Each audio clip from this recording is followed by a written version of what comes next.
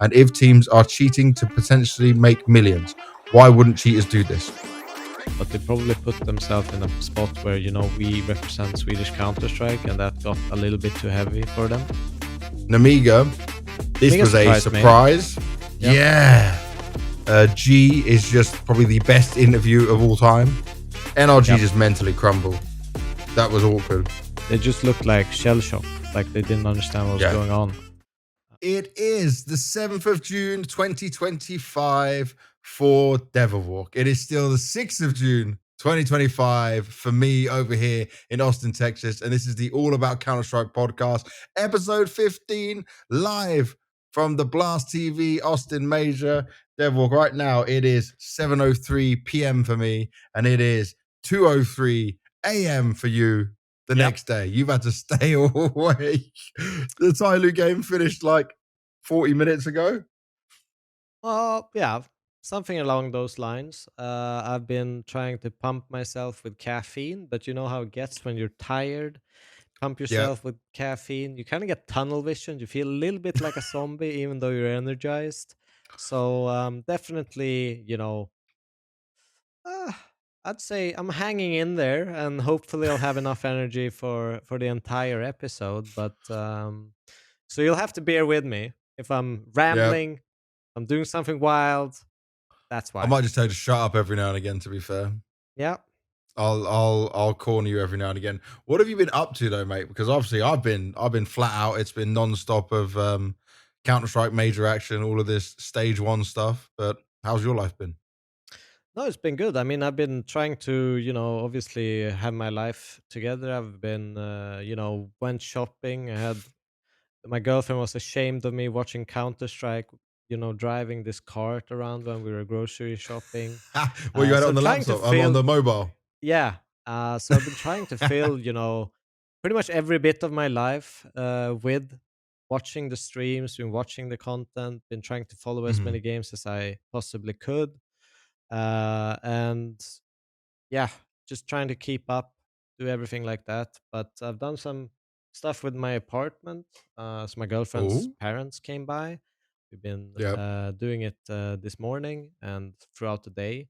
So new lamps, gonna fix my PC setup, do some arms for all my monitors, so I can kind of. Is it actually running now? Is it all set up? It's not. It's not up yet. It's up tomorrow. So tomorrow we'll do that. We've been doing something with the concrete on my balcony, so we can set up like curtains and stuff like that. So we've been drilling in that during the day. This is true family life. Yeah.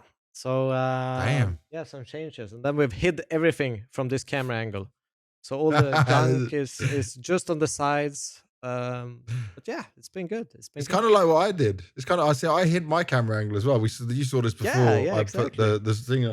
We got Lily on one bed. By the way, they gave us. This is crazy because just everything's bigger in Texas, right? There's 2 queen size beds. So if my wife ever just decides she's pissed off with me, I'm sleeping on my own. She has her own bed. But also all the snacks and all the food is on one bed. All the mess is there, and we just cleaned up behind me to make a nice camera angle for now. So that's how we're rolling. Bro, this is a crazy situation you put me in as well, because my producer Ivan for today and Devilwalk told us turn the aircon off. I'm just going to tell you how hot it is outside right now. It is currently 33 degrees here in Austin, and you've told me to turn the AC off. So you're worried about being tired. I'm worried about melting. I am AC-less for the recording, so it sounds good. Yeah. Well, we're both gonna have to hang in there for a little bit as we run this episode. Mine's a bit easier. Should we actually start going through some of this stuff? Yeah, I won't keep you too long on this. The first thing we need to do is looking at some of the recent news that's come out. Obviously, StarLadder is the next major after the Austin major, and StarLadder MRQs. Now, the MRQ dates are great. All happy about that, right? To a degree. Does clash with some events, but there's a few problems here. So I'm going to look at Graham Pitt's first tweet that he put here. He said, what an absolute shit show scheduling. This now blocks teams from attending Thunderpick World Championship, 850k event, CAC Championship by Perfect World, 400k event, Rubeck Cup, $1 million event, and Mesa Nomadic Masters Fall, a 250k event. And teams and their respective tiers will only find out 8 days before if they can play it or have to drop out / find replacements. That is awful.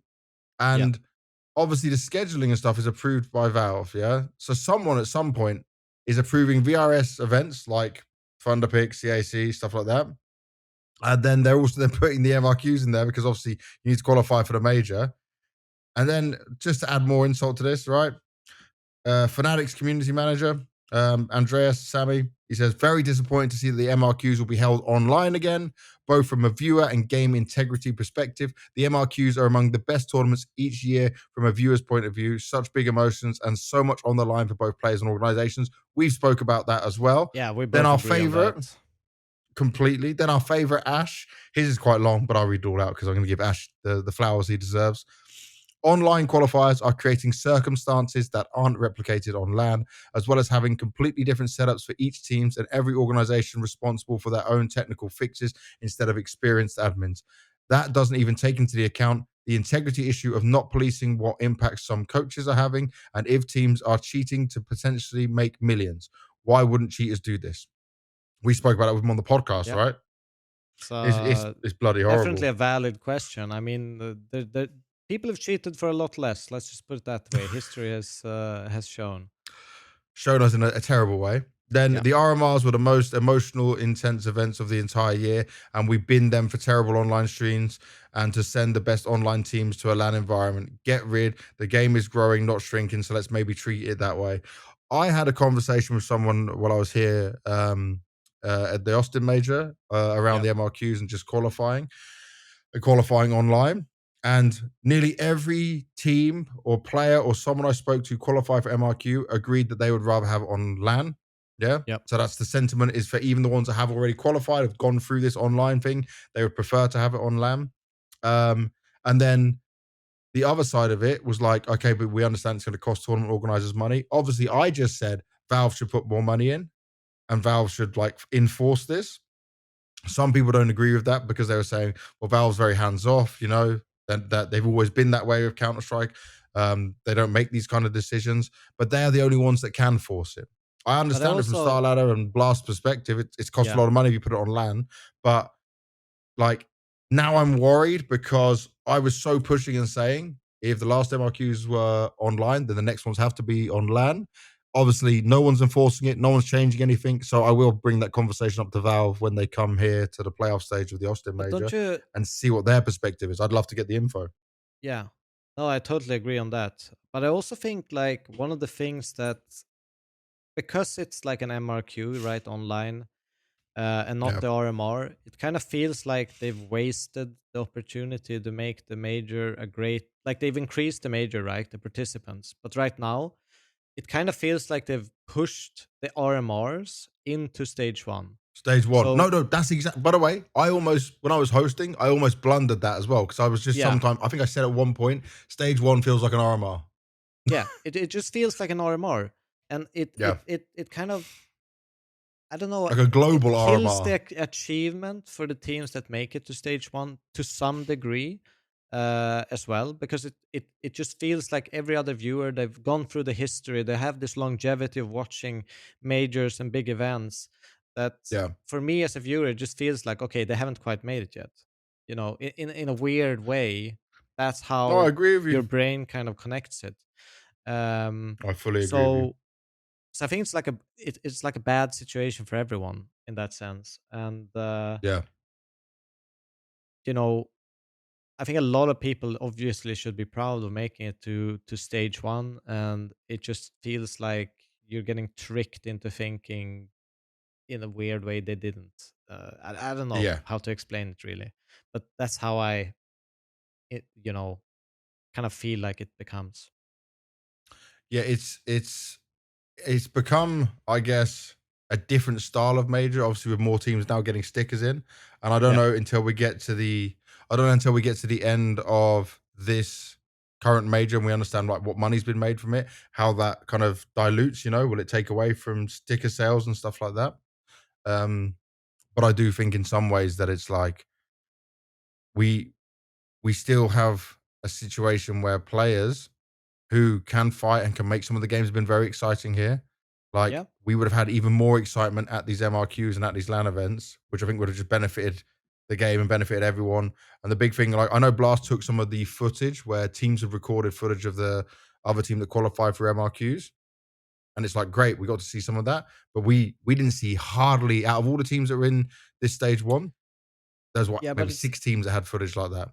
it's kind of like you see the videos on repeat no matter where you go. Like they're just pumping it into your face. They're talking about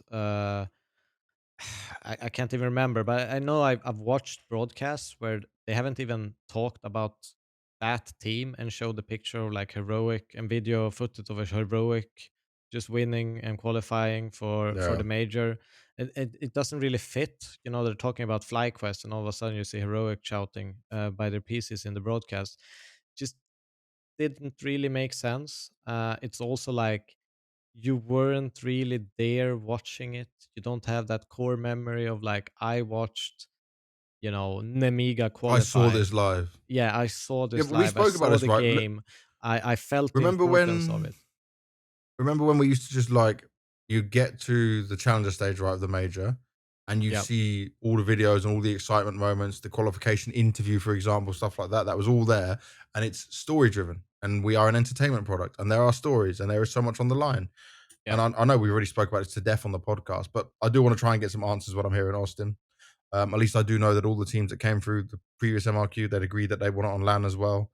And obviously the sentiment was the same online Yeah.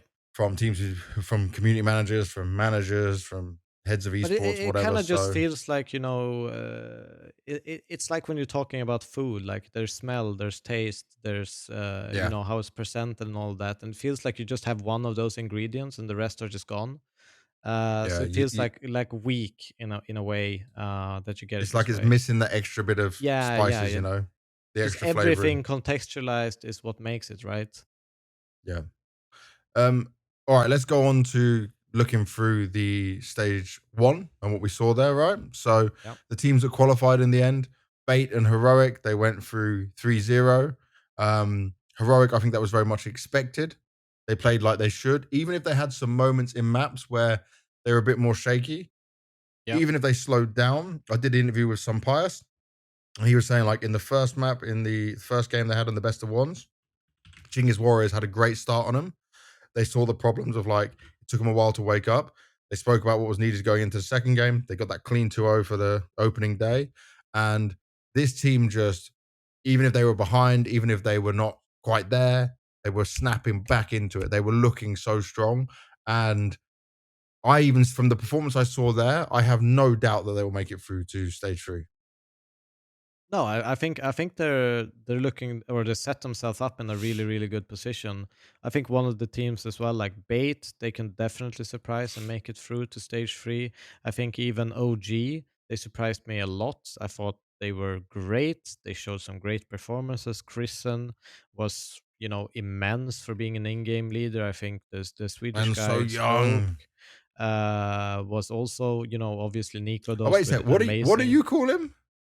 I call him What do you Spoke, call him? but Yeah, we've been calling him Spooky. I know, but like I don't know what he prefers because I played with him in I'll like find out Swedish because I Pro didn't speak League to like him. a long time ago, and then Mhm. everyone called him like Spoke. Um, Okay.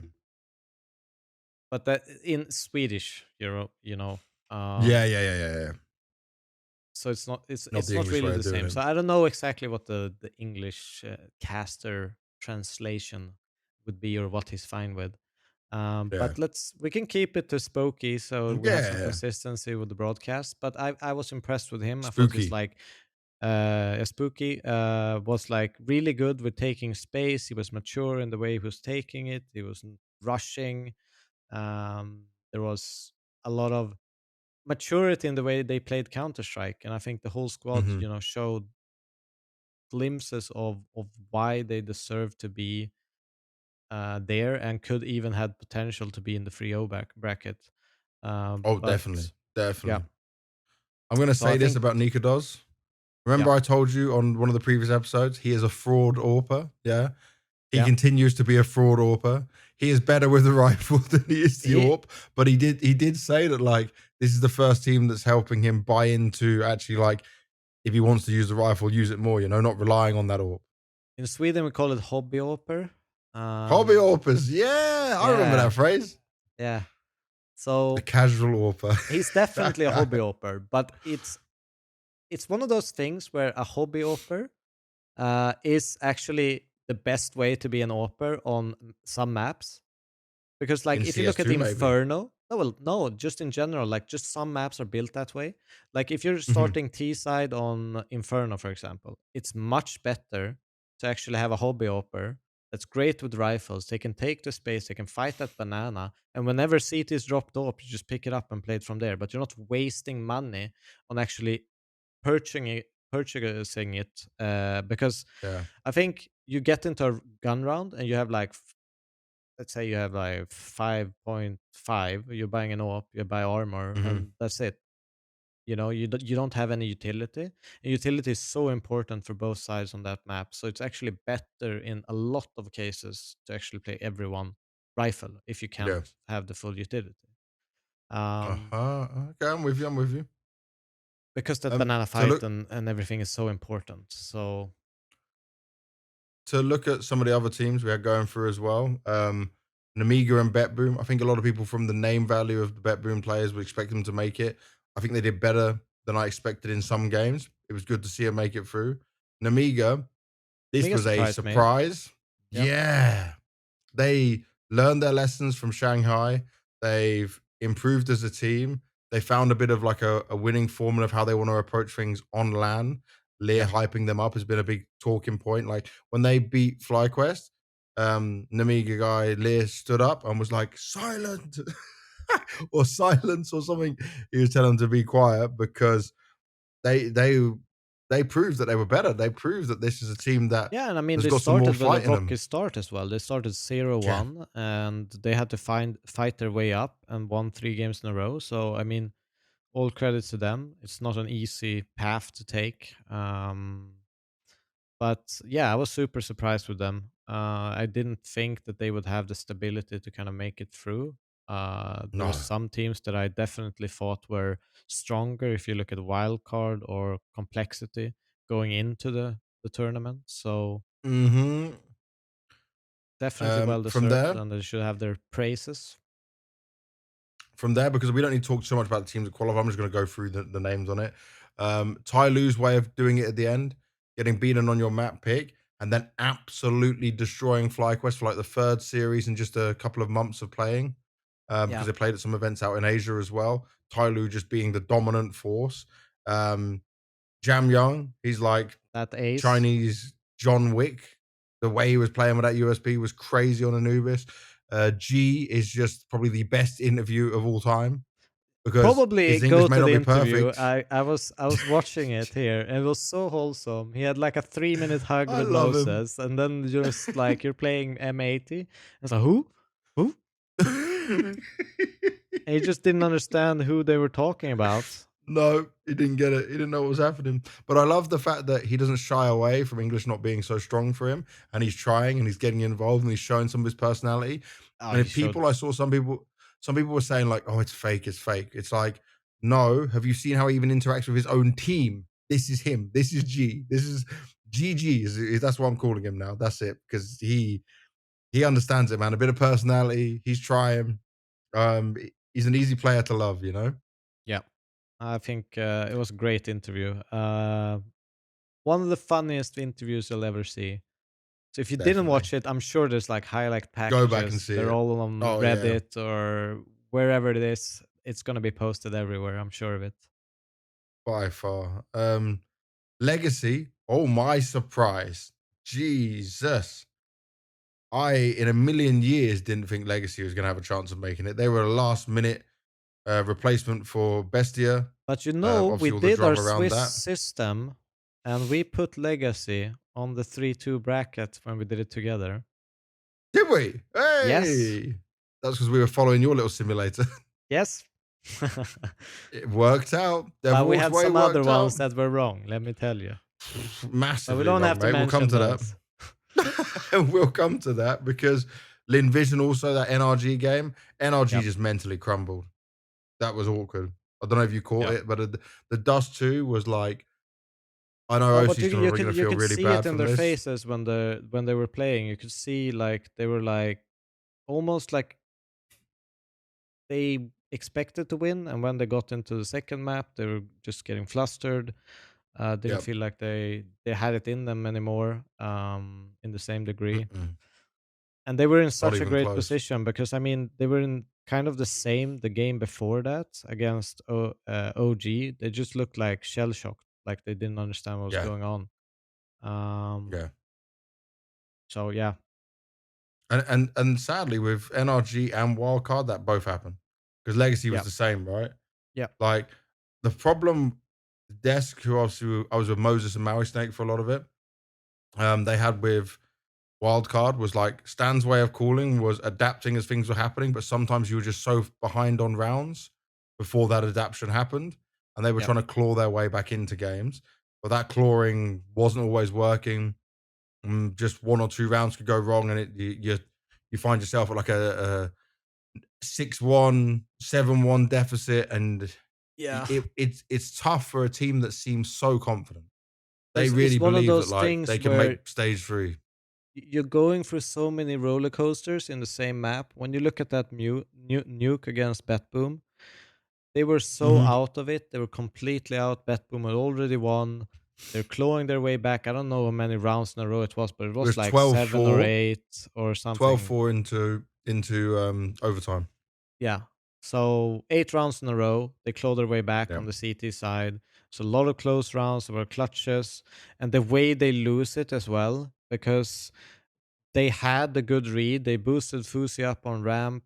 He has this like Yep. triple lineup as they walk out, and he's just missing all his shots, and then everything just crumbles from there. And it just, yeah, it's such a heartbreaking way to lose that.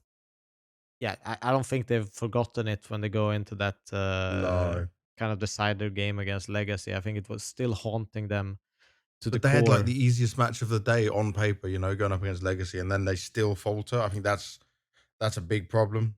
Yeah, Um, I know people are going to look at Wildcard, right, and like a big focus on them, and obviously not getting through. But Complexity, obviously, they didn't have Halls up, which gives them kind of like a pass on Junior was not playing at this level all year. Junior's just been farming like tier 2, tier 3 NA teams. Yeah, he might know some of the guys, but there was obviously a lot of times he was just saving the orb. There was some impact he would have, but you could see how vital Bullzerg is for that team. And you can see the disappointment and just the sadness from like Grim, JT, because you have two major rookies. You got Junior come in, like you were just given a rough hand. And I know people still thought they might be able to get through this stage, but it just goes to show how important that teamwork is. Just that understanding of how each other want to play and the type of AWP that Hulzerk is, and the development Hulzerk's had in probably since last year to this year, of how much he's improved mentally and individually as a player. When he's gone, how bad it can be for them. yeah, I And agree it's on really that. But sets them back. at the same time, if you watched their game, you looked at the Grim interview at the end. Yeah. Some of the things he was saying was like they weren't even on the same page. And if you look at the game, they weren't. Like there was a lot of times they Yeah. took unnecessary risks. They were playing as an individual instead of like a team. If we look back on why we hyped them up for this tournament, like the runs they had in was it Bucharest and Melbourne? Yep.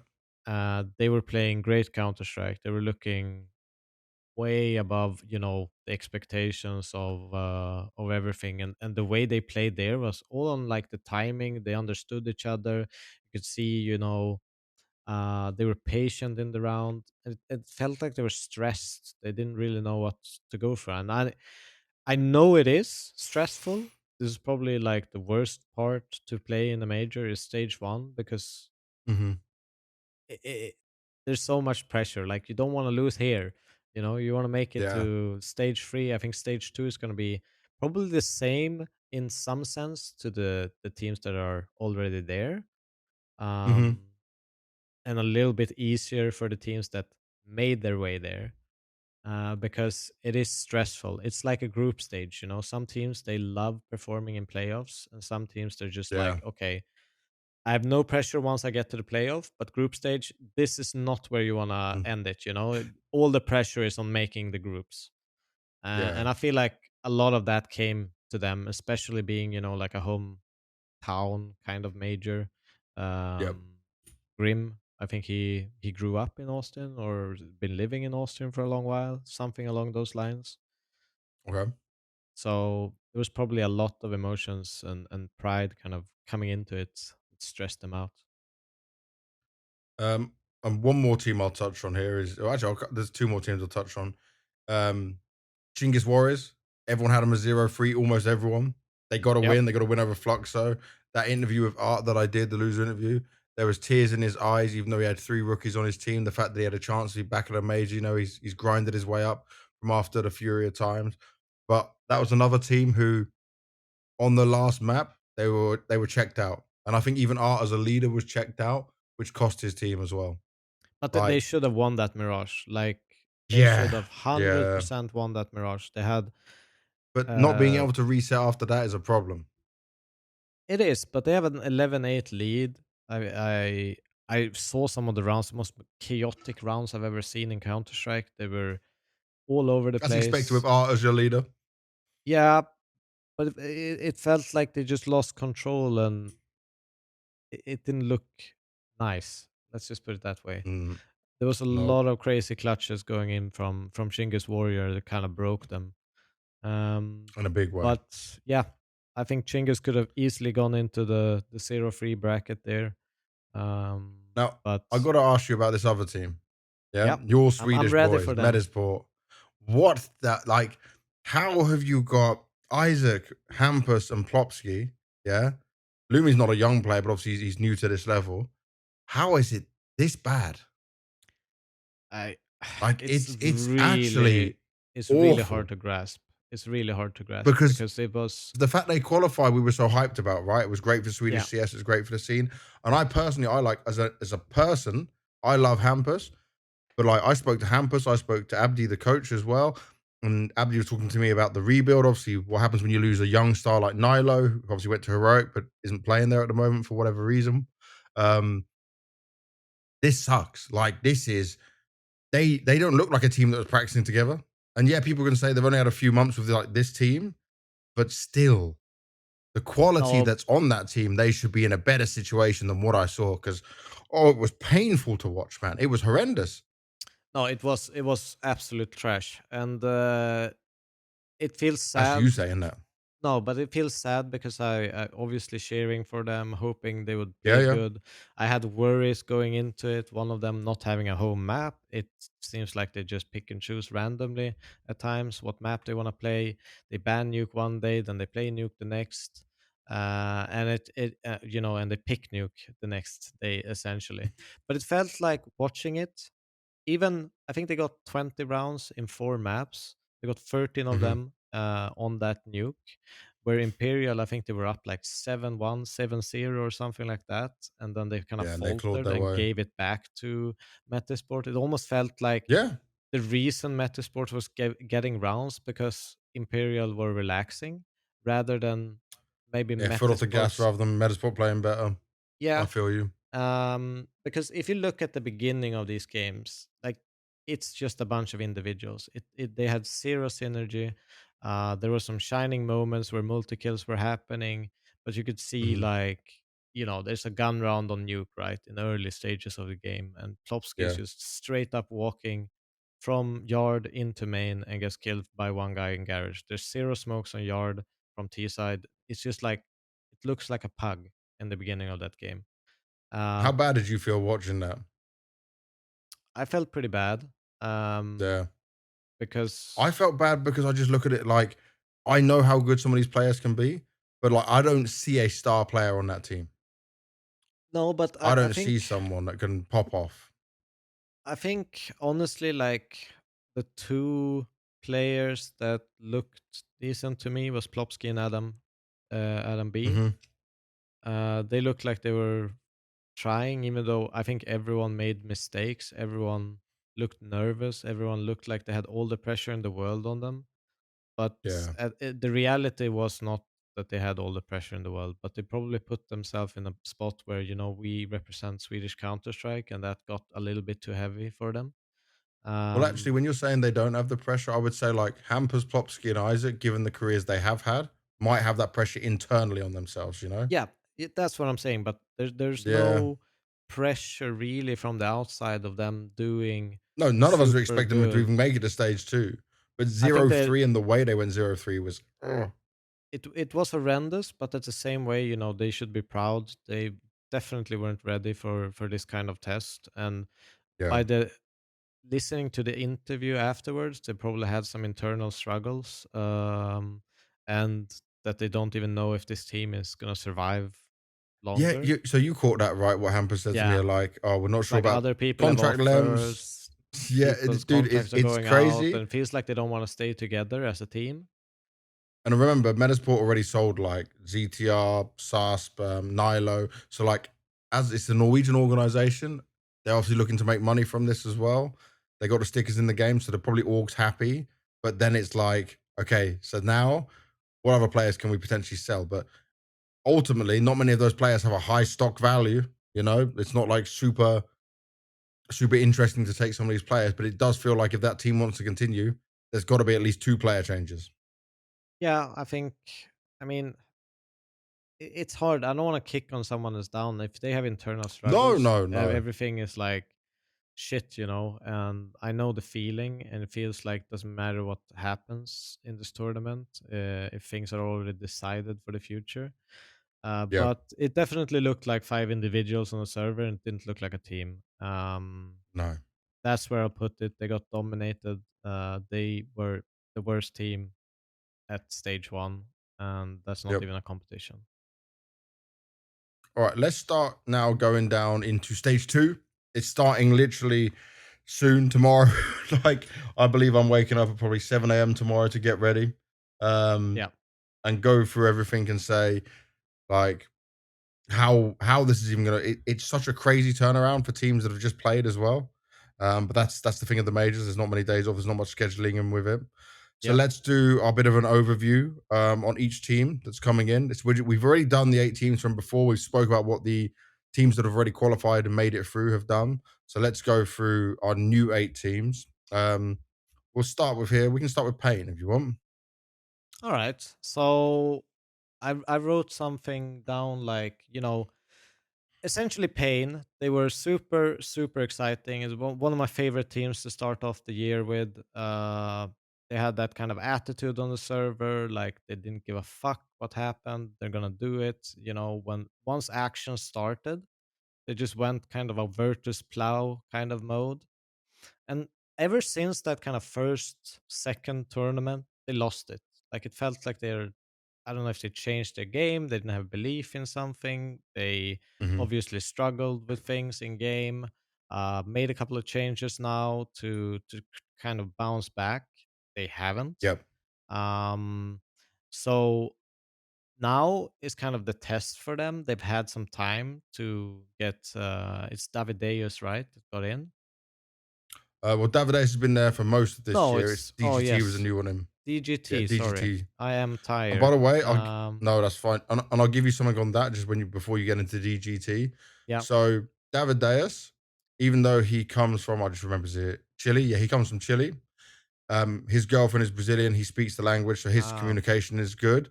For DGT, he can speak, but it's not great, what I've heard.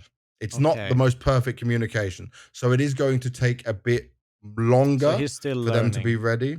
He's still learning. Like, they have so many similarities in the language, but it's not fluid, smooth communication, Yeah. which is not a positive sign. Their PGL Astana result, you can't focus on too much because they played a lot of events with Ricks in that. But I think this move, they wanted DGT for a reason. He obviously played with NQZ at one point as well. But this is going to be like a team where I say they're not ready for the major. Um, they've been in America already. I think where did they tell me? I think they're in Miami or Florida, I think, Yeah. boot camping. And obviously all teams are over here, so it's good practice time. So it needs a significant improvement. But I still, to me, the big hole is this communication thing, which is I obviously mean, for me. I always say communication is the key to success.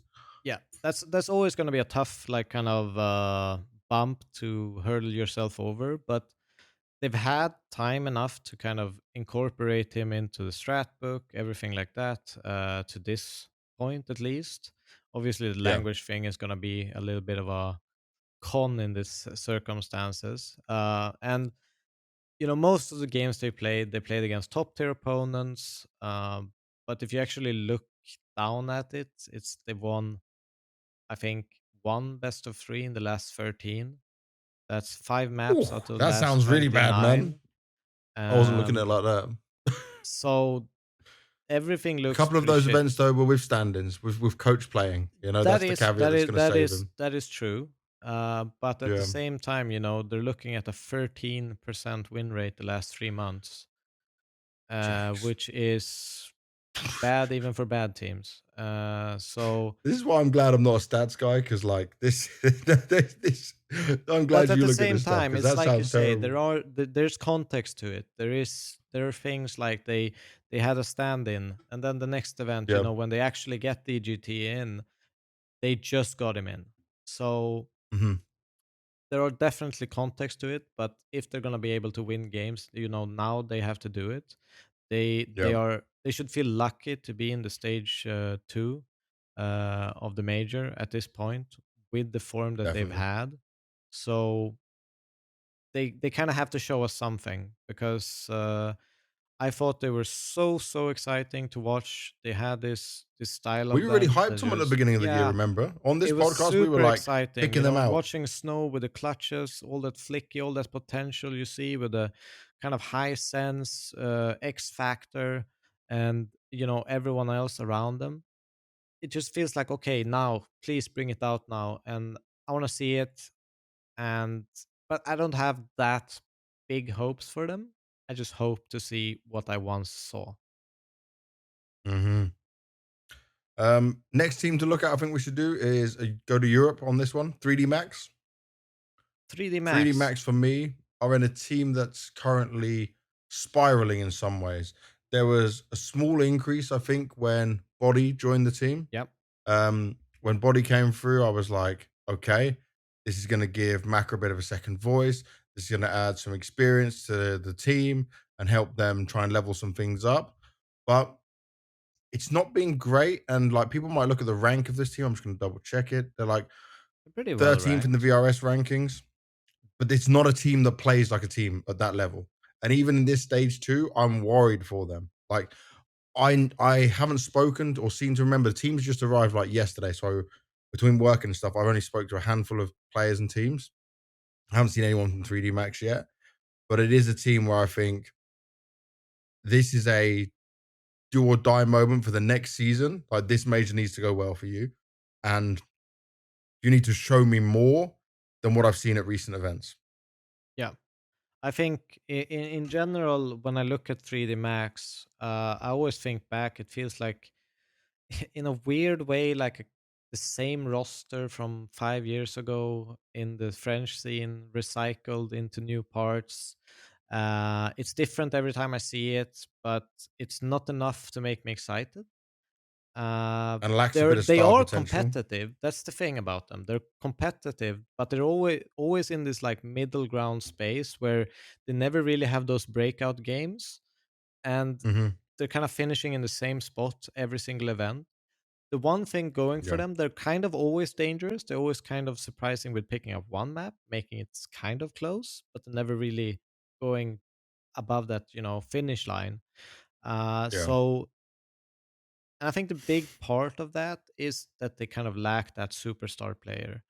Yeah. Um, they seem to be five, you know, decent players playing great team play, understanding each other, uh, but they don't really have that X factor that's gonna push them right over the line against the bigger teams. They're gonna make it close, but not really all the way. Yeah. And this is the thing for these guys is that they've had a year where they've entered a lot of tournaments. They're trying to be grind through things, and it just kind of gets worse, you know? If I Yeah. look down Bucharest when I was there, yeah, they took down Mongols, they took down a failing Astralis, they took down Aurora. The Aurora one was a big one. Um, so that's probably their best placement of the year. But in Dallas, they lost the game Legion, still got a map, lost the won against Legacy, but lost one map, and they lost to G2 with Hades standing in. And Yeah. this is G2 without a lot of star power, you know? And if that's undoing you, I'm even worried for their opening game here against BetBoom.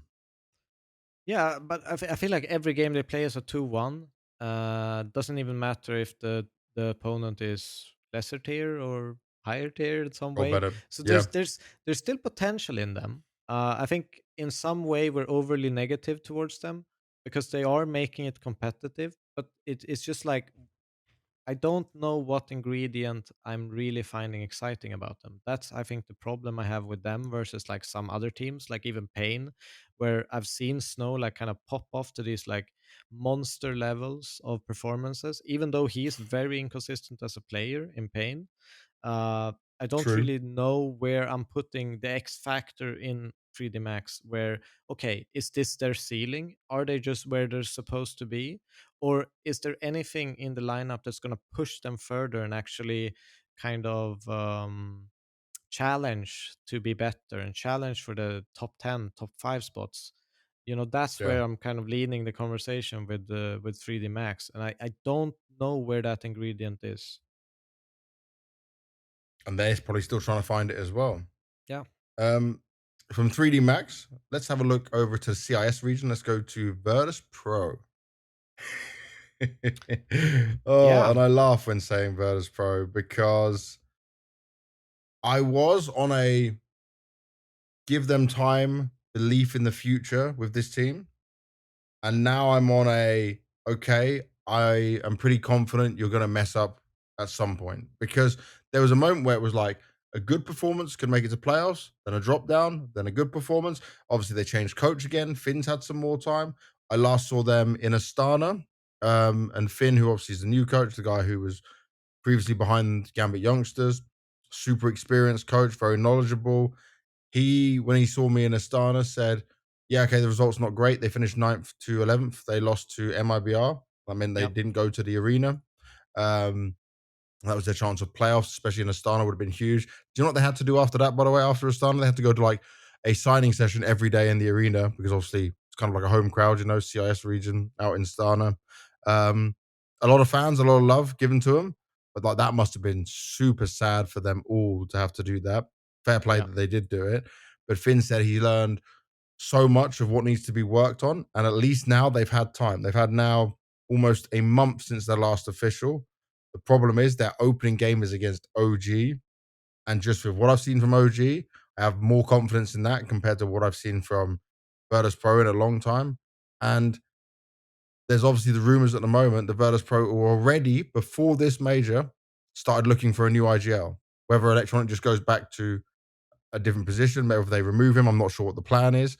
But like, look at this team they have. I see there is some inconsistencies there. He definitely Yep. is not even the best AWPer in Kazakhstan. If I'm looking at Molodoy, for example, who FURIA got. Flammers, obviously not the same player we saw at Game Legion. Things have changed for him when he comes into this lineup. Um, Electronic's not going to have the impact he had because he's IGLing. There's still so many strange qualities within this team. But on paper, when you look at the players, you think they should be doing better than what I'm saying. So I Yep. don't know, man. It's kind of I agree. it's a team that I can get hyped about, but just because of all the recent results, I'm not hyped. I And wrote also now them. the rumors. I wrote in my prep document, in a weird Mhm. way, everyone expects a lot of them, and they always almost deliver. Yeah, that's actually a way good way of summing it up. So, Yeah, and one of the things like I kind of question when I look at this, my general thought is like a lot about it is the leadership and electronic. yeah, Has he learned his lessons going into this tournament? Is he going to be harsh on these players? Because there could be kind of a viewpoint of like, is electronic kind of making these players more inconsistent with how harsh he's been, or as at least it's viewed on camera. being harsh Yeah. on some of these young, inexperienced players like Flamus and Icy, because they've been a lot more inconsistent, going He into did say a to me lineup though like this. at the Astana interview, I pushed him on the it was like the pre-tournament interview from Media Day. And I said to him about being harsh. And one thing that I thought was very nice and I didn't expect from Electronic was where he said he was reflecting on how he is and how he needs to be as a leader. So Yeah, it seems to me like he's understanding some of his angst that comes out like the delivery can isn't maybe be, positive. yeah. Yeah. And everyone's different. This isn't Navi days now where that was like the go-to way of screaming and shouting at each other to get the point across. I mean, if it brings success and you're screaming and shouting, it's not going to be as tremendously bad as when you're struggling to improve. Then it's gonna weigh a lot harder on you. Mhm. But it's also like back in those days, a lot of these pros, like even Electronic, he's played majors with Flipside, he's played big tournament games, stage games. He comes in as a new player in Navi and maybe gets into that environment. Is different compared to having a lot of rookies that are debuting in these kinds of settings. So Yeah. there's a lot of my questions actually lie on Electronic, and I'm actually giving passes to Icy and Flamus because to me it looks like a clash in leadership style to players Um, at this maybe point. Finn being the new coach can fix some of that. But But it's not a positive sign if people already are looking at a new IGL, like who goes no, from that team. Because definitely obviously not. they paid a lot of money for Electronic. Does he stay anyway? Even not as an IGL?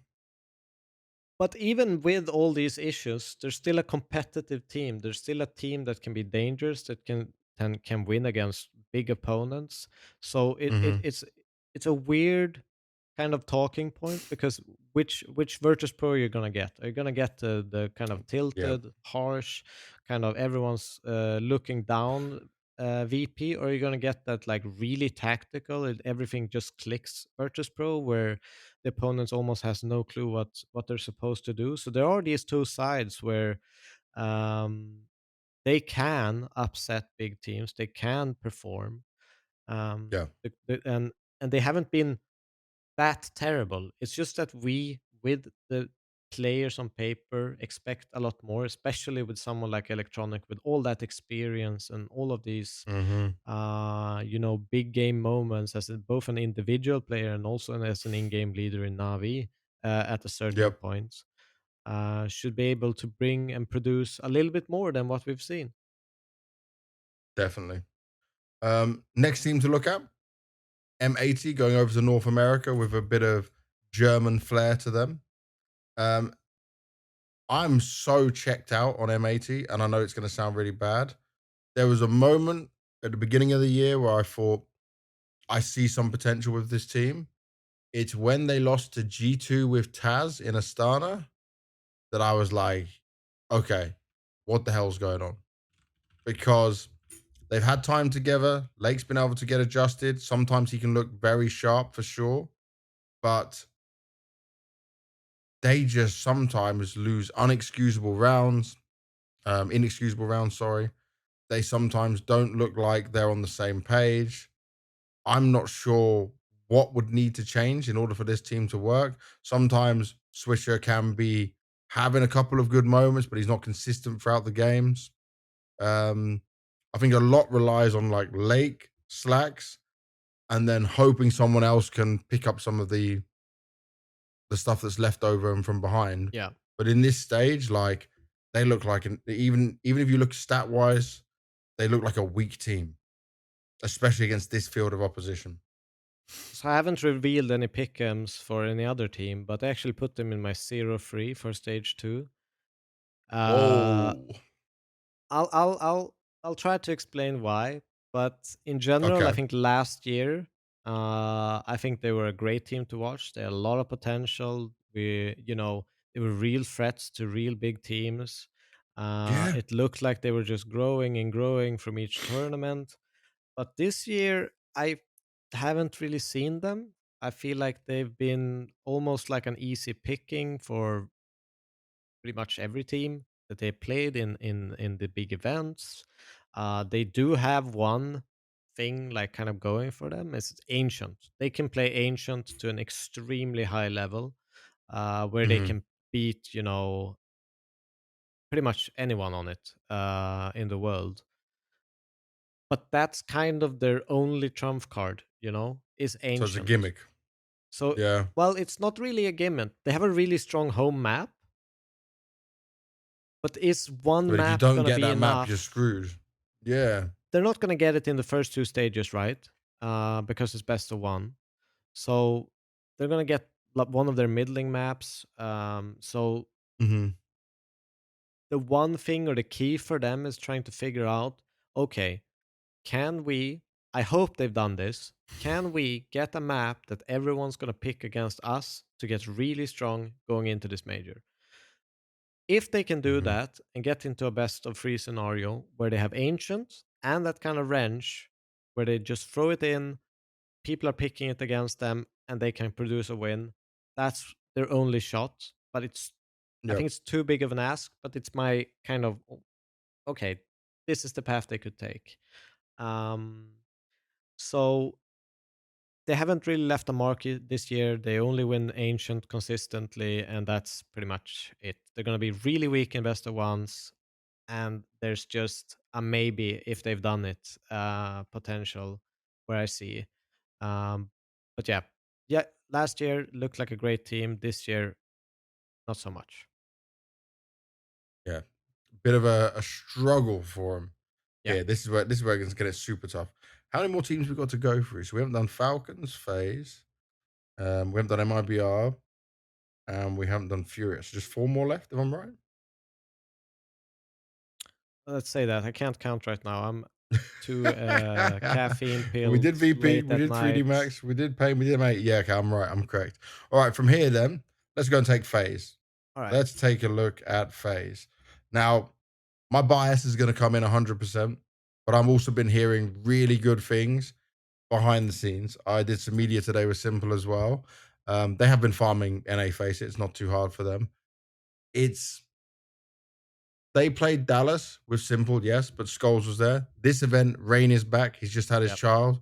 So, he's going to be thinking, time to shine, major time, got to go and do one proud for the family back home.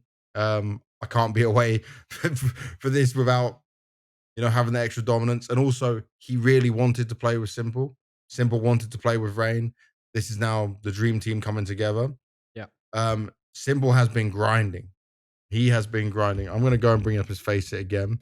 But they were in a boot camp in Dallas, so not far away from here. They were playing a hell of a lot of matches. People kept finding matches where he had games against Munisi and Nico, for example. Now, Yep. not every game was s1mple playing out of his mind, was like a superstar, but it's looking a lot better. One game he had a win. He dropped 44 for 19, 123 ADR. Who was in that game? Let's have a look.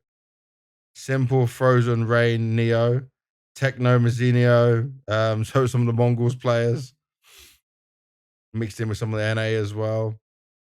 It's a good sign. He's been on team practice and playing faces and playing with the team and having positive impact on his teammates around him. I don't know if you saw the quote that came out from Frozen, but it was like Frozen himself wants to, play good around a player like s1mple. Yeah. And I am biased on the s1mple side of things, but this is also Carrigan being the greatest leader of all time and what he's able to do with rosters. This is where I want to see them of looking a lot better, understanding how they want to play with each other and showing up. Crazy thing is they got Heroic, which obviously in the first game, you remember that clip from s1mple, like joking around? Yeah. It's a fun one. Now, this is a best of one, though, not a best of three. And obviously, Heroic are here. They're adjusted. They understand everything. Now, there's going to be no jet lag on the FaZe time because they have stayed in America since Dallas. But it is going to be them getting used to this setup, getting used to this play again. It's a spicy opening game, but I It still have is. I have FaZe in a confident position. Like Carrigan is someone I trust to have now made this work. he doesn't need so much time to get this together. So I pretty much kind of wrote down like pretty much the same things that you're saying. I think Okay. the first thing is, obviously rain. This is the first big event for them together. Ignore the other one. I think they showed some Yeah. potential, even with skulls there.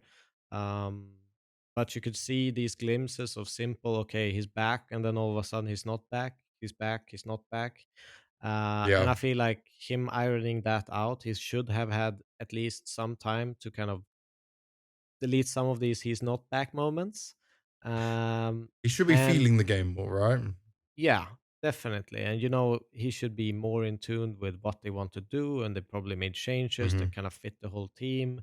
I'm sure S1mple has had tactical input as well that makes sense from his Navi days. So they're probably incorporating some different things and getting some new Okay. ideas. And that's probably what's been lacking for FaZe, where they've kind of been a rut where nothing is working and Mm-hmm. they don't really know how to fix it. If you looked at that kind of documentary of how Brokey got benched, they didn't really Yeah. know what the issue was. And I think someone coming in with that perspective and giving them some new solutions, they can kind of apply it to some of the problems they've had in the past.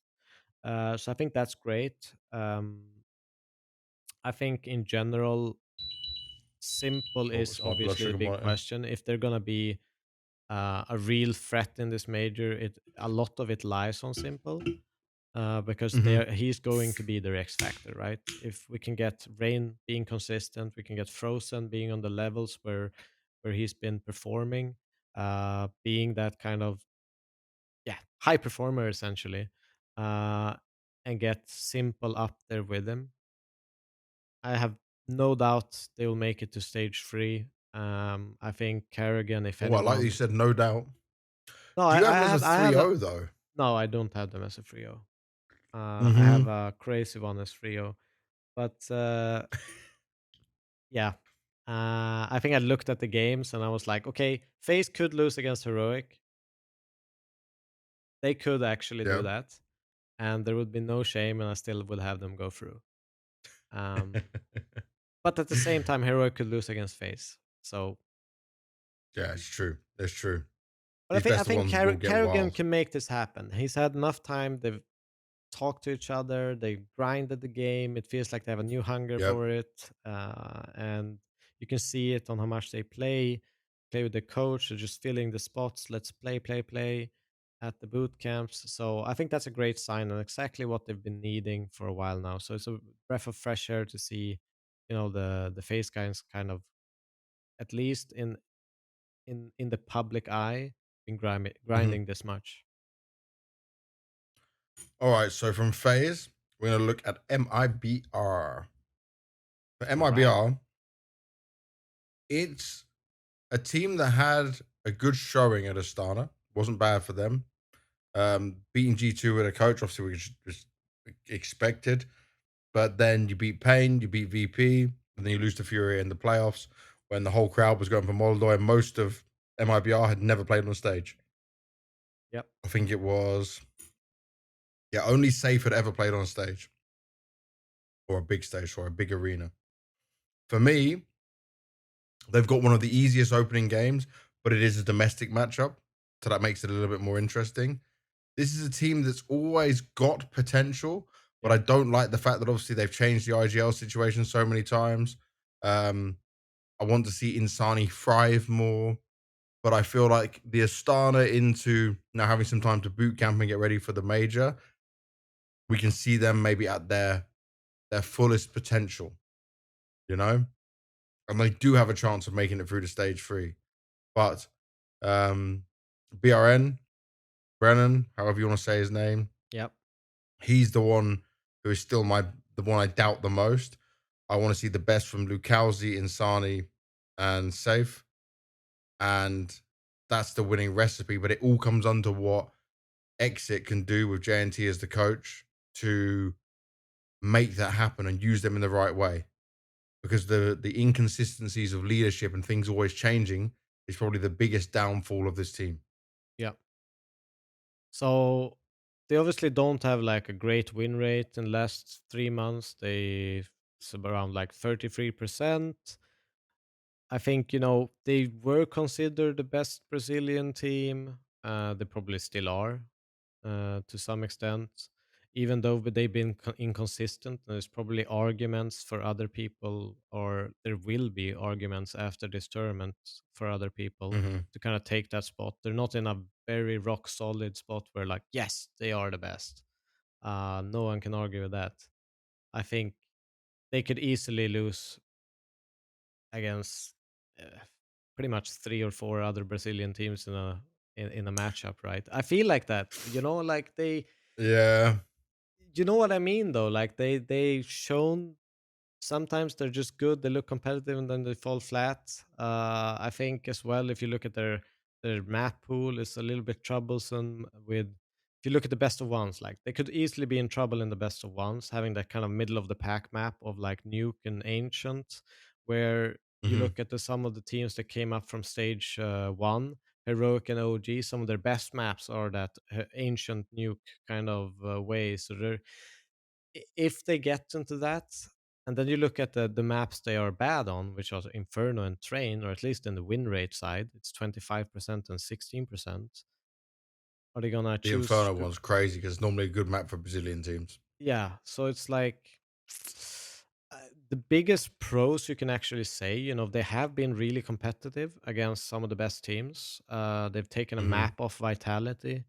Most of the competition they've actually played against is top tier, so they're not like the win Yeah, they've rates had are a good invites bit this year. skewed in that sense. They're dangerous on a newbies against pretty much any opponent. That's where they've Yep. beaten the top teams. So I think the only thing is like, yeah, they're really strong on that map, but is it gonna be enough if they don't pick up early wins to kind of get themselves that extra life in the Swiss system?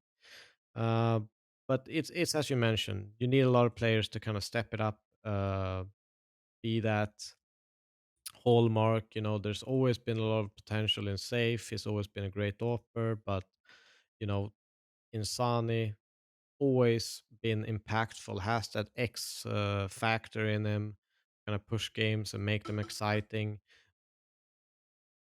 But I don't really know where I have them. They're in my kind of middle of the pack. Maybe could make it. Maybe could not.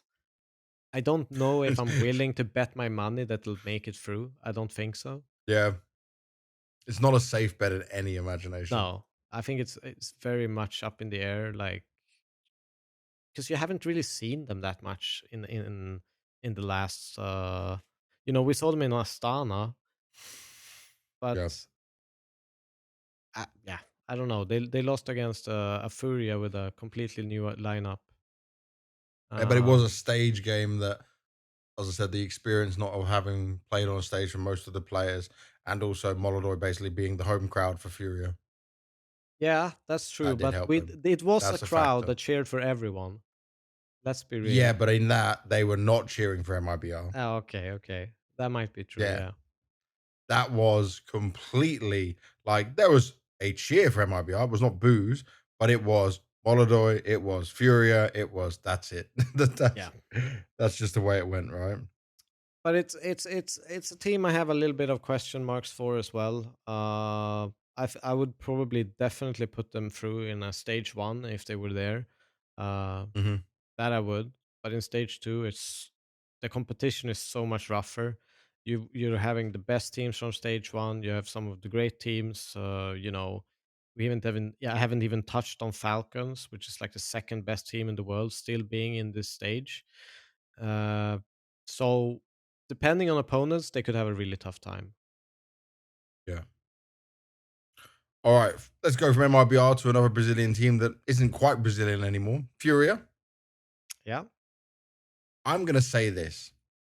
I'm ignoring what happened at Dallas because they had to travel from Astana straight into a game at Dallas with like very little time in between. I forget the exact time, but it was like Yakinda said they played like 6 hours after landing. They're in their first game. They yeah, I lost to think the that's fair. Mongols there. They beat Lin Vision. Then they lost to Game Legion.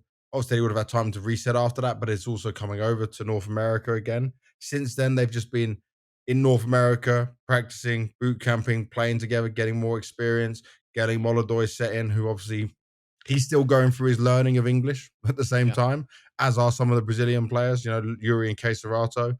But Yakinda is looking like he's back. We One of saw the how things that confident I he looked wrote. in Astana. Nice. And their opening game is against Lin Vision, who they beat 2-0 in Dallas. Yeah. Now it's a best of one, yeah, sure. But I mean, for me, this FURIA, they have such a good chance here. And I truly believe that Fallen's way of playing rifle now and just his knowledge of the game and spacing and how to take different areas of the map in control and how him and Yakinda are working is something that I can believe in for a success story. Yeah, but you could also see it as almost a blessing to some IGLs. We obviously saw Cadian maybe struggle it a little bit more if you look at the Aupers who transitioned into Riflers IGLing. Yeah. But it could actually be a blessing in disguise to some degree because he'll have more control, he'll have more ways to put input into the team, he'll have a better Mhm. overview because you don't have to always focus on your crosshair and talk at the same time. You could actually, not cover something, talk about nades, look at the delivery, flick around a lot more and see what's going on. So I think it can be a Yeah. blessing for a caller. Um, but I mean, in general, it's like you say. I think it's Jakinder is back. Looks like his old self. Takes entries, plays with confidence again. Completely different look to what he was in Liquid, Yeah. where it didn't feel like he had the confidence to do anything. Um, so He's I looking think, happy again. yeah, and he's enjoying Counter Strike and he's being that creative. In the moment creative Jakinder again, which was one of the Definitely. greatest entries on the server back in the days.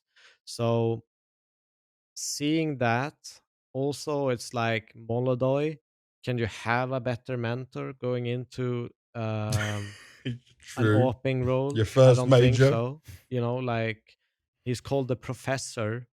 He's been a star AWPer his entire career. People remember a Fallen flick, let's put it that way.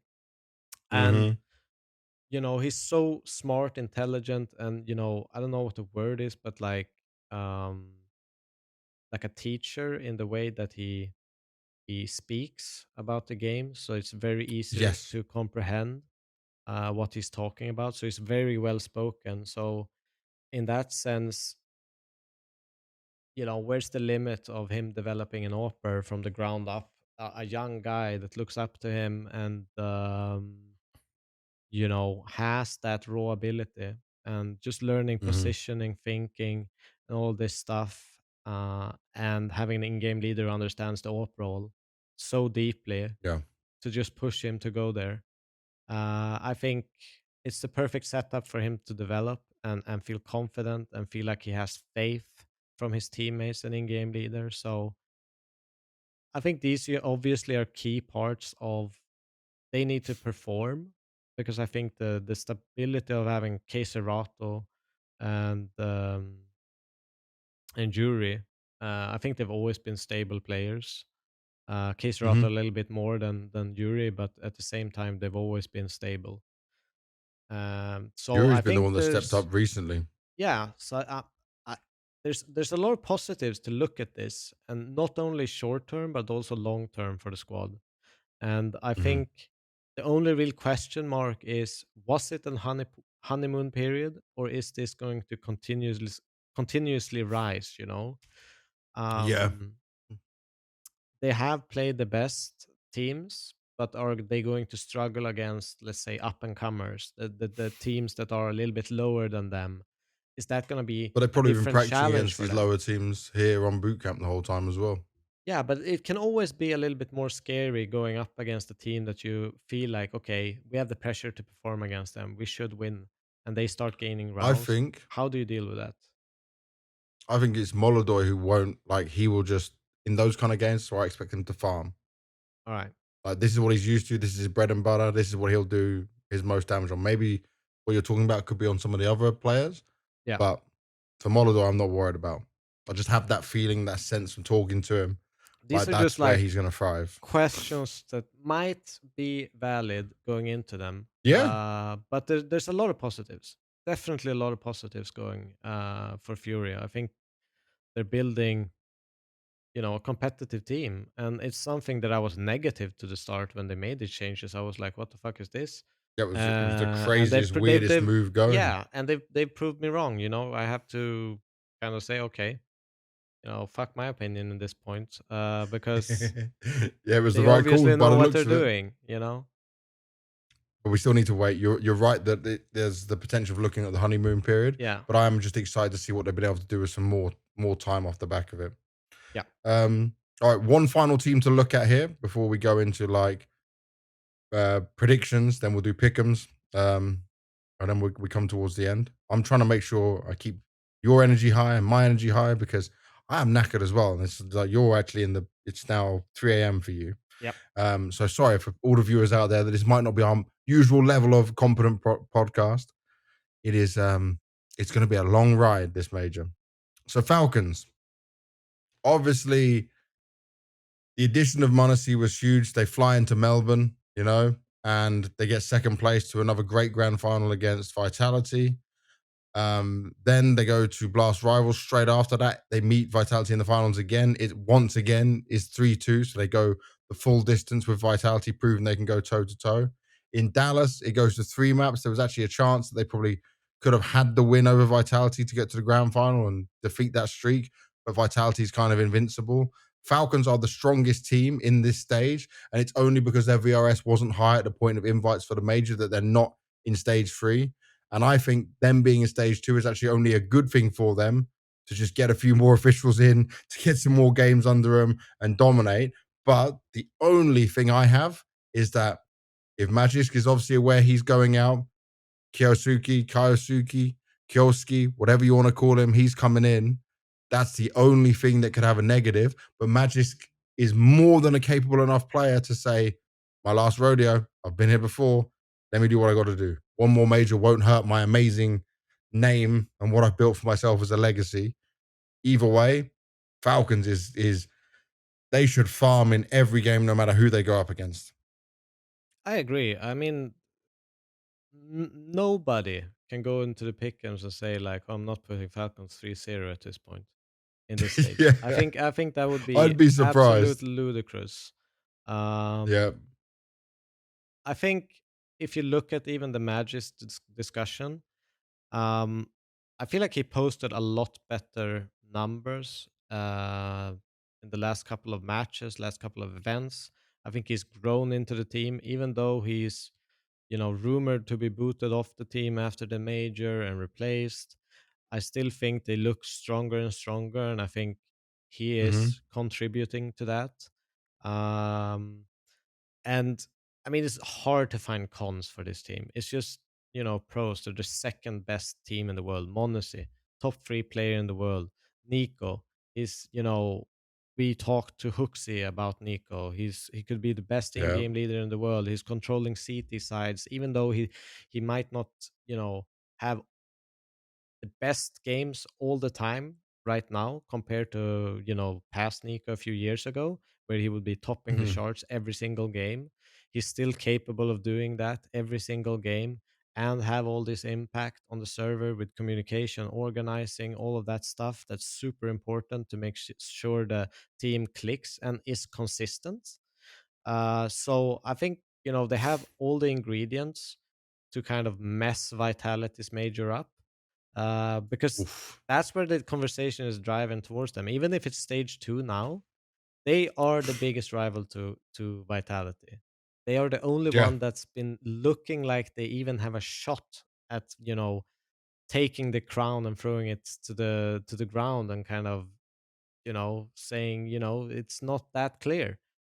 So yeah, they're just the most obvious team ever to go through this stage.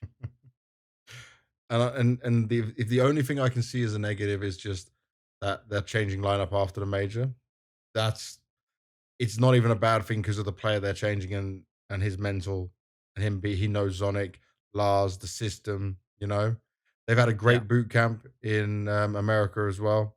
So they've been in boot camping from Dallas. I spoke to Monasi earlier. He's in very, very good mood and high spirits. He's ready to own. He's just been farming Face It. He just said it's just crazy, just queuing Face It. Obviously, a lot of the people, he said he's like 4 point something elo, 4.6k or 8k elo. And Yeah, that's like kind of he crazy. gets matched with 2.2k elo because obviously there's such a difference in NA Face It. But he's going to be warmed up. He's going to be ready. He's going to be on his absolute A game. So yeah, I that mean, tied to everything else we know about him. Nico at a major. I mean, I don't think anyone. If you just like, oh, what could hinder Falcons? Is anyone gonna say anything about that? Even if you asked all the experts, all the personalities in Counter Strike, I don't think a Only single the one. rumor. It's Yeah, only the rumor. but it's like a maybe, and like it's obviously not 100% confirmed. It's probably going to happen, but but it's not that big of a deal because it's also Yeah. it would be different if a young player was changed and his mentality would be broken, but it's different for an experienced guy. He knows what he needs to do. This is his job. He's done it in the past. He's ready Mhm. for it, I don't think it's going to Yeah. affect him in the same way that would the 20-year-old rookie, like it's not comparable. So I think it could even boost his performance in a weird way. So yeah, I don't even see it as a con. No. And Magic has been playing better Yeah. recently as well. Yeah. So all of that can factor into it. And it's not like he's an old player. We've been talking about him for ages because he started so young as Magic's boy, but he has grown up and he's still a young player who can hold his own and do his best. But yeah, Falcons are like the clear favorites at this stage by far. Like it's a Yeah, huge one. It's a it's not massive even one. fun. So, all right, that gives us our preview of stage 2 and everything everyone needs to know about that, our thoughts, opinions on the teams, what we saw from stage 1 up until here.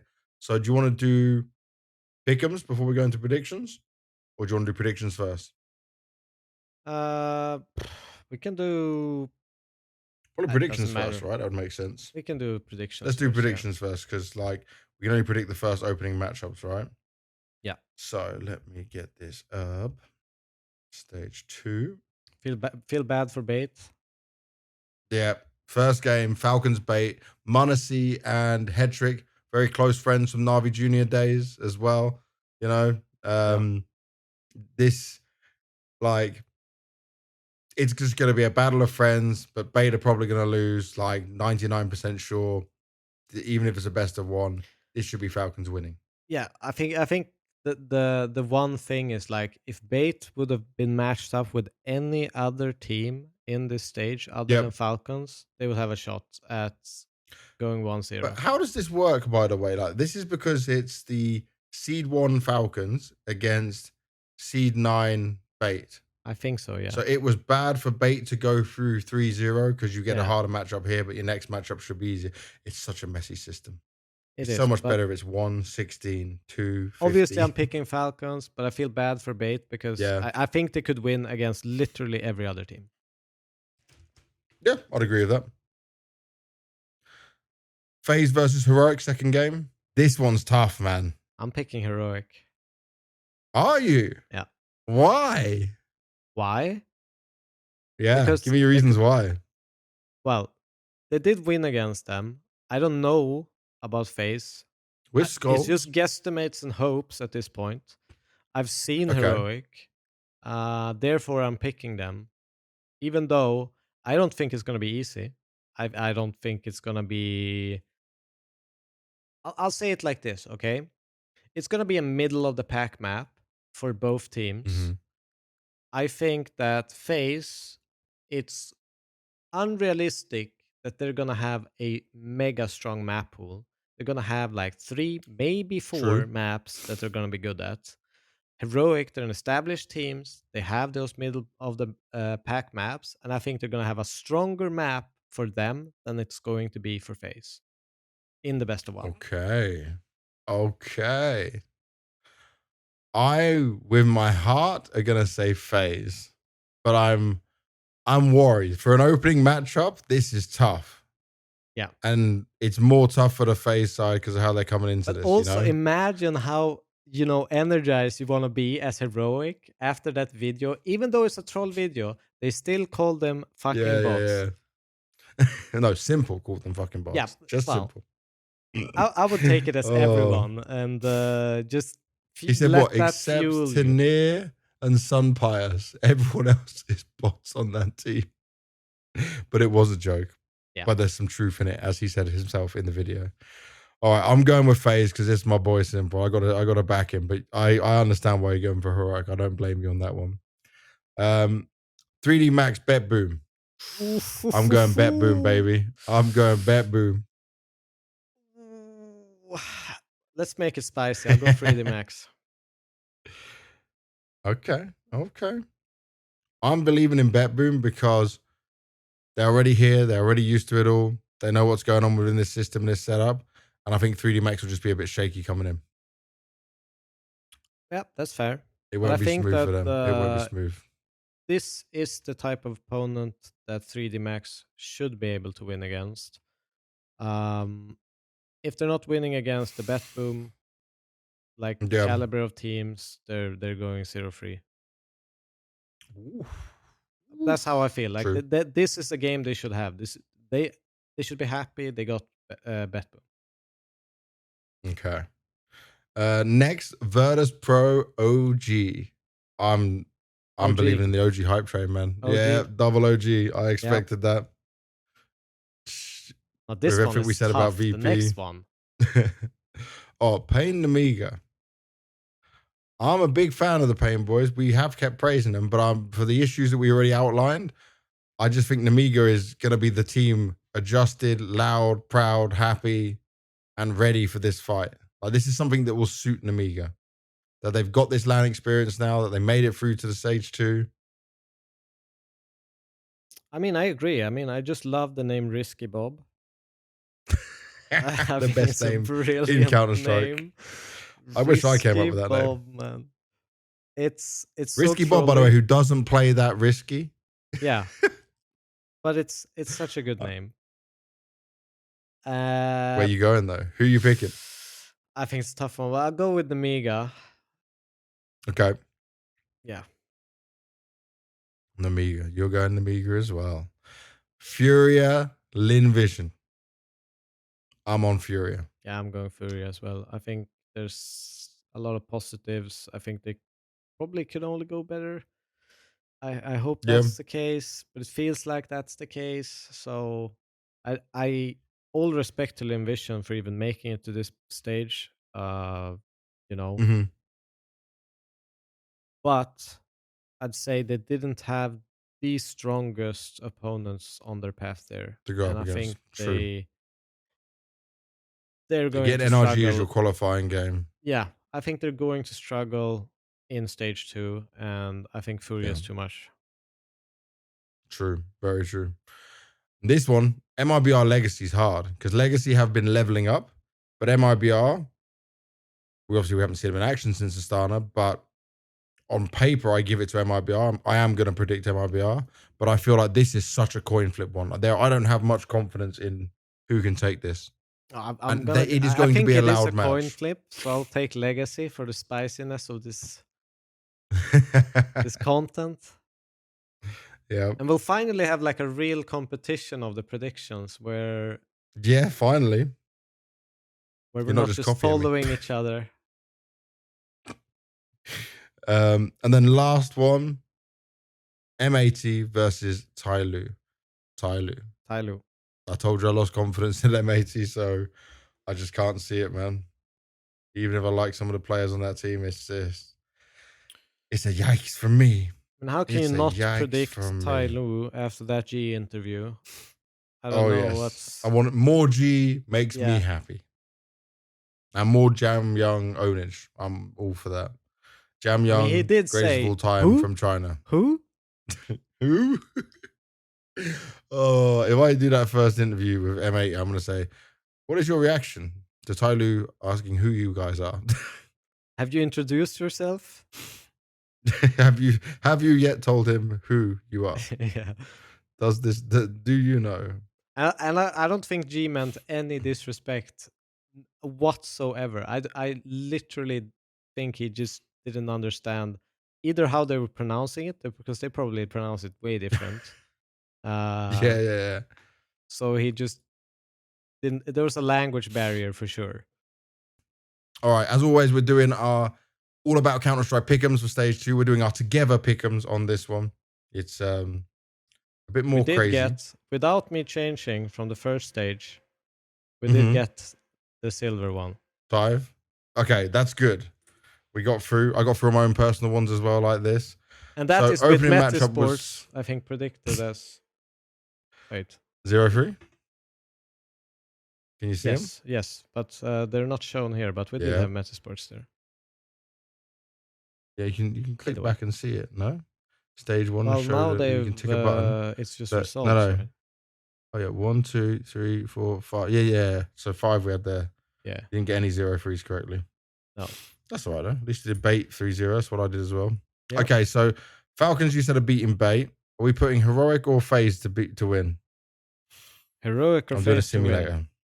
Yeah. The simulator. You want Heroic, right? I wanted Heroic. Okay. But you can put FaZe 3D Max too if you BetBoom. No, I'm putting Heroic. I'm going with you. You're the bigger brain. Then we got 3D Max BetBoom. This one, whatever. This one, I think is a little bit of a flip. BetBoom. OG over VP. Yeah. Nemiga over Pain or Pain over Nemiga? Nemiga, right? Yeah. Yep. FURIA over Lin Vision. Legacy MIBR, still MIBR. Let's MAT take losing to MIBR Tyloo for this one then. Yep. Okay, then Falcons beat Tyloo. FURIA beat Nemiga or Nemiga beat FURIA? FURIA. MIBR OG? Yes. Heroic BetBoom? Heroic? Agreed. FaZe Legacy? FaZe? 3D Max Lin Vision? 3D Max? VP Bait? Oof, Bait? Bait, yes. Yep. Pain M80? Pain? Pain. Cool. 3 O's then. So Falcons over OG. Falcons. Heroic over FURIA. So our 2 3-0s would be Falcons and Heroic. Yep. Then our 0-3s, VP over Legacy. VP wins. Lin Vision M80. Oh. Oh. Oh. Oh. Oh. Oh. I don't know. Is that an answer I can give? That's so hard. Because I was going to put in my personal 0-3s. I was going to put both M80 and Lin Vision. Yeah, me too. No, wait. I had M80 and... I have to check my screenshot. With what we're doing on this simulator, it would be Legacy, M80 or Lin Vision. In my personal one, I had M80 and Lin Vision as well. So who's gonna, if they have to play each other, how do we get them playing each other? Something's, yeah, okay. It is what it is. Lin Vision M80. Lin Vision M80. Bruh. Well, let's say Lin Vision wins. Okay. Then M80's out. Other games. 1-1. BetBoom Pain. Best of 1. BetBoom Pain. I think BetBoom, yeah. Nemiga 3D Max. 1 map. 3D Max? Yes. Okay. FaZe Tyloo. FaZe. Bait MIBR. Bait. Good. Okay. 2 1s. BetBoom FaZe. FaZe. Good. FURIA 3D Max. FURIA. Cool. Bait OG. They played each other once already. What was the score? It was pretty stompy from Bait on Inferno. I remember. It was just 1 map, right? Yeah. I think Bait won pretty big. 13-9. But it was a big lead, I think. Yeah, let's put bait going through. Nemiga, Linvision. Nemiga, Nemiga. Linvision. Nemiga. Tyloo Payne. Tyloo Payne. Tyloo Payne. Tyloo. Tyloo. VP MIBR. Oh, didn't they play against each other? Ooh. They played against each other recently. No? Am I crazy? I don't know. I'm not so. VP I'm lost not so. 2-1. I'm not peeled on anyone here. But I'll.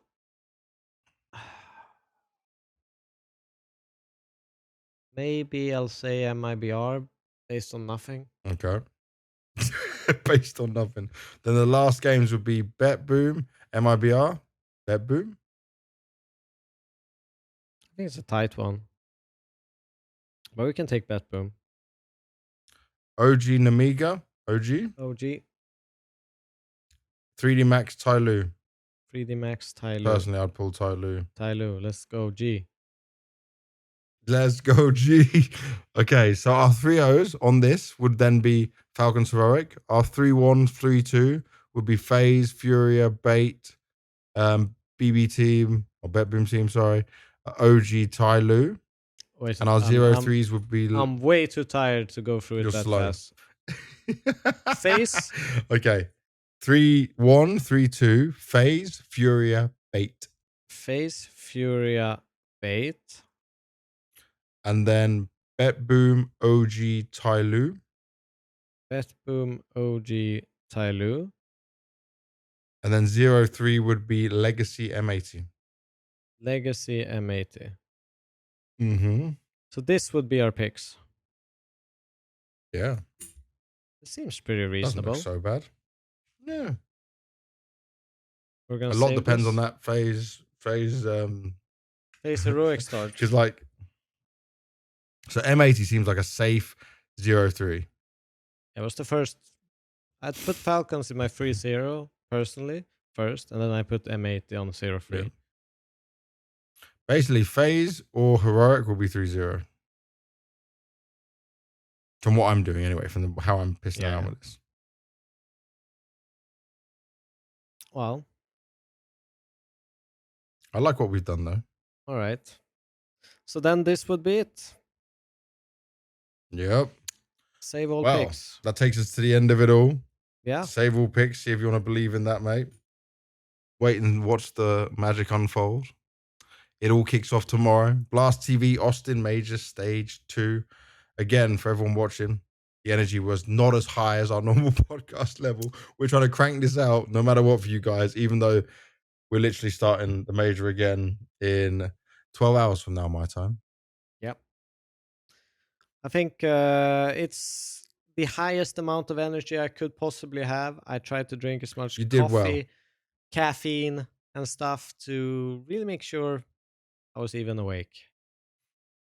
Well, I need to go prepare for my interview questions for tomorrow as well and get ready for that. I'm starting on the morning shift of all the opening best of ones. It'll be fun.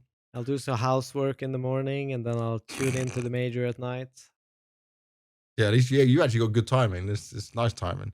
You only missed like maybe the last couple of games? I mean, I think I've actually stayed up every single night until the last game is ended. It's the major. So, you should. But it hasn't been. I think the first day was the worst because with the best of ones and they redrawing it, it became a much later. And the break in between. Yeah. Yeah. It became much later after that, than the best of threes. It has not been as bad for the best of three series. I think most of the last games have started around like 23. Mm-hmm. So most of them have ended at around 1 or something like that. Do we have any viewer questions in the Discord? Let me have a look. Q&A? No. None. Hooksy, how much do you bench? A good thing all the time. That's a late one. That's the wrong one. All right. Well, with that, we are done and dusted. We're out of here. Episode 15. Again, we apologize for the less energy than normal.